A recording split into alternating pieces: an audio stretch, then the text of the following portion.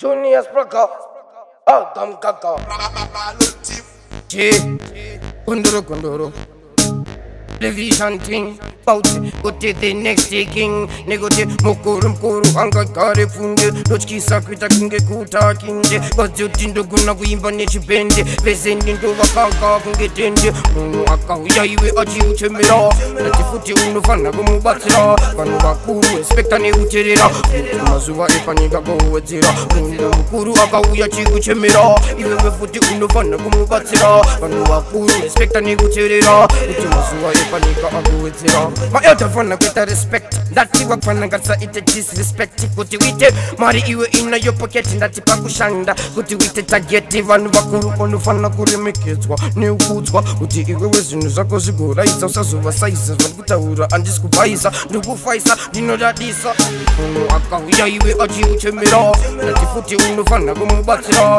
Vanubakuru, Spectane Uterira, Mazua Epaniga go with Zira, Mukuru Akauya Chikuchemira, you will put you in the Fanago Batira, Vanubakuru, Spectane Uterira, Mazua Epanica go with Zira. Sasore Moon, Sasai Moon, Sajaje Moon, Pameri Pevanu, Fanauta Uno, Uti Ewe Unzi Auna Mugan, Sakafana Kova Simbisa, Savanuta Ura, Ufanigosi Pikisa, is just on the Wimba Usa Fungan Digisa, and the in Kuba Yangudi Shandisa, Sindi, Inoroa, Itapisa, Akauya, you will achieve Chemira, Latifuti Unufana Gumubatira, Vanuakuru, Spectane Uterira, Mazua Epaniga go with Zira, Mukuru Akauya Chikuchemira, even with the Unufana Gumubatira, Vanuakuru, Spectane Uterira, Mazua Epanica go with Zira. My elder fun with the respect that you work on and it disrespect. Good with it, Mari, you in your pocket in that Pakushanda. Good with it, I get even Wakuru on the Fanakuri make it.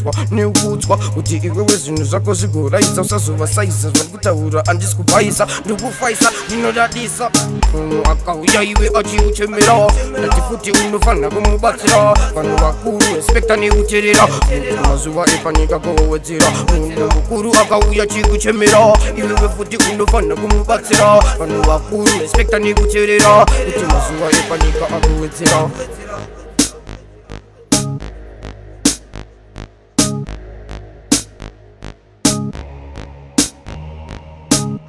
Malotip.